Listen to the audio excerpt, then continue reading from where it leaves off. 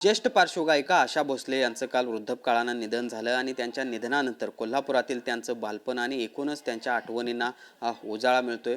खरं तर आशा भोसले असतील, लता मंगेशकर असतील, त्यांच्या आई असतील, ह्या कार्यकर यांच्या घरामध्ये जवळपास 7 ते 8 वर्ष वास्तव्याला होते आणि त्यामुळे एकूणच कार्यकर कुटुंबियांशी या सगळ्यांचा ऋणानुबंध आहे तो जपलेला होता. माझ्यासोबत रवींद्र कार्यकर आहेत, ज्यांनी बालपण या सगळ्या आशा भोसले असतील, लता मंगेशकर असतील यांच्यासोबत घालवलेलं आहे. जाणून घेऊयात काय कसं त्यांचं नेमकं बालपण होतं.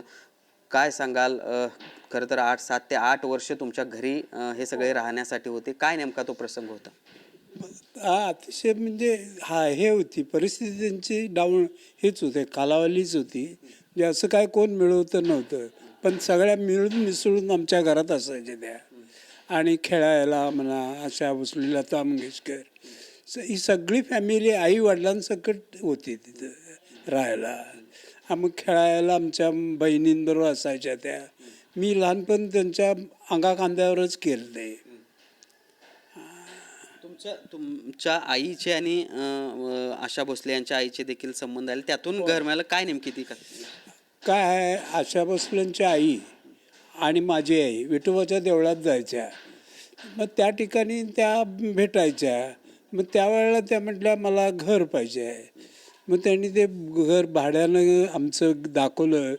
ते भाड्यानं 10 रुपये भाड्यानं घेतलं त्यांनी आणि त्या राहायला आल्या. मग तिथं सगळं खेळीमेळीचं वातावरणच होतं. कारण काय गल्ली होती ती सगळी मोकळीच होती, त्यामुळे खाली खेळायला सायकल चालवणे हे सगळं तिथं चालायचं. खरं तर तुमचं बालपण आशा भोसलेंच्या सोबत गेलं, लता मंगेशकर यांच्या सोबत गेलं, कसा होता तो? त्यावेळेला आम्हाला काय कळतच नव्हतं ना, त्यामुळं काय आमचं बालपण म्हणजे त्यांच्या अंगाखांद्यावरच खेळ झालेलं आहे. बाकी दुसरं आठवणी मला अशा काय आम्हाला नाहीच आहेत. आमच्या थोरल्या बाई सगळी थोरली होती, त्यांना माहिती सगळं ते. आपण व्यवसायाच्या निमित्तानं मुंबईला, कोल्हापूर सोडून मुंबईला गेल्यानंतर देखील कार्यकर कुटुंबाचा आणि एकूणच आशा भोसले, लता मंगेशकर यांचा ऋणानुबंध कायम राहिला, तो कसा?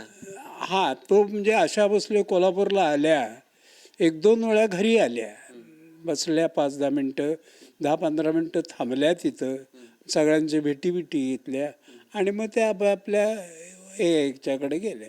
मग तिथनं त्या पन्हाळ्यावर जायच्या. त्यांचा बंगला तिथं होता, त्या पन्हाळ्यावर जायचं. खरं तर आशा भोसले, लता मंगेशकर यांनी ती खोली सोडल्यानंतर कार्यकर कुटुंबानं ती खोली कुणालाही भाड्यानं दिली नाही असं सांगितलं जातं. काय त्या? खरं आहे ते. नाही तसं काय हेच झालं नाही. भाडं आम्ही राहायला नंतर मग फॅमिली आमची फार मोठी होती, त्यामुळे भाड्यानं द्यायचं बंदच केलं. मग ते नंतर आम्हीच राहायला तिथे गेलो.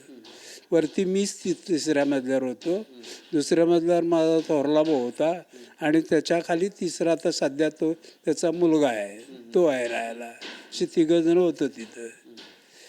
खरं तर लता मंगेशकर असतील, आशा भोसले असतील, यांनी एवढं मोठं नाव कमावलं.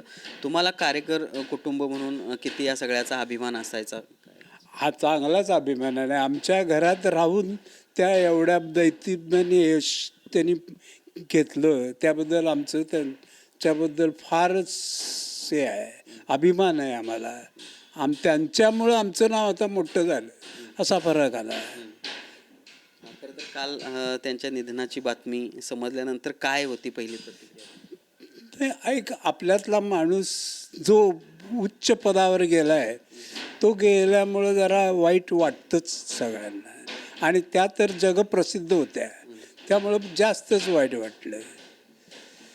तर पाहिलं आपण कशा पद्धतीनं कार्यकर कुटुंबाचा आणि एकूणच आशा भोसले असतील, लता मंगेशकर असतील यांचा एकूण ऋणानुबंध होता. खरं तर 7 ते 8 वर्ष कार्यकर यांच्या घरामध्ये वास्तव्य केल्यानंतर व्यवसायाच्या निमित्तानं ही सगळी मंडळी मुंबईला गेली. मात्र ज्यावेळी ते कोल्हापूरमध्ये येत होते त्यावेळी कार्यकर यांच्या घरामध्ये आवर्जून ज्या ठिकाणी त्या खोलीमध्ये राहत होत्या त्या ठिकाणी देखील आशा भोसले जाऊन येत होत्या आणि त्यामुळं एकूणच एक घरातला माणूस गेल्याचं दुःख या कार्यकर कुटुंबाला झाल्याचं बघायला मिळतं. भूषण पाटील, TV9 मराठी, कोल्हापूर.